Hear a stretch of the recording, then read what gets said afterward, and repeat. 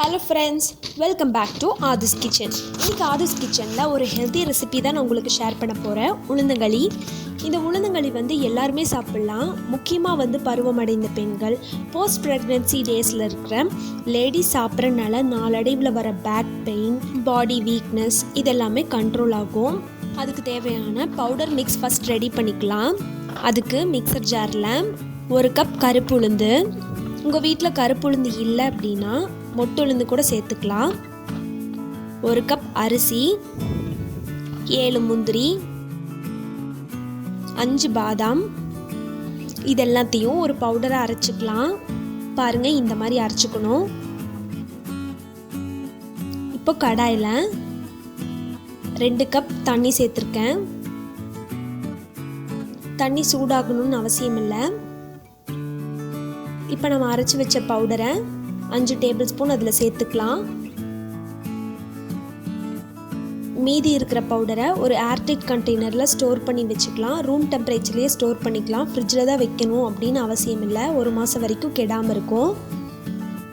இப்போ நம்ம கைவிடாமல் கிளறி விட்டுக்கிட்டே இருக்கலாம்.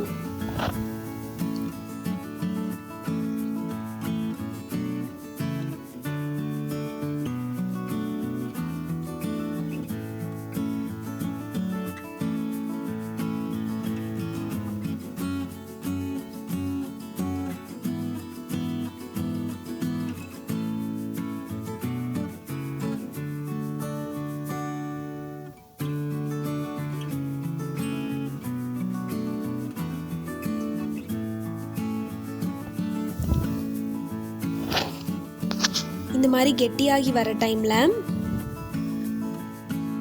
சீவி வச்ச கருப்பட்டி பொடியை 5 டேபிள் ஸ்பூன் சேர்த்துருக்கேன். உங்கள் வீட்டில் கருப்பட்டி பொடி இல்லை அப்படின்னா நாட்டு சர்க்கரை கூட சேர்த்துக்கலாம்.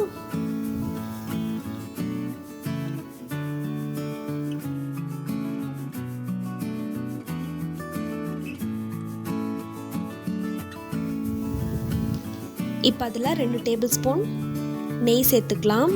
நெய் சேர்த்து நல்லா கிளறி விட்டுக்கலாம்.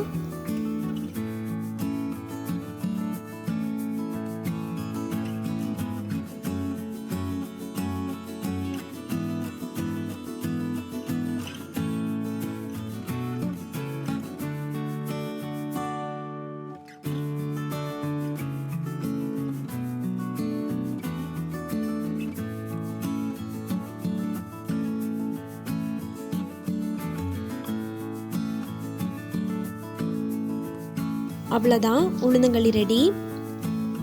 இது செய்யறது ரொம்ப ஈஸி தான்.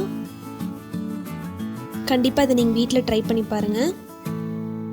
தேங்க்யூ ஃபார் வாட்சிங். உங்களுக்கு இந்த வீடியோ பிடிச்சிருந்தா ஆதிஸ் கிச்சனுக்கு சப்ஸ்கிரைப் பண்ணுங்கள்.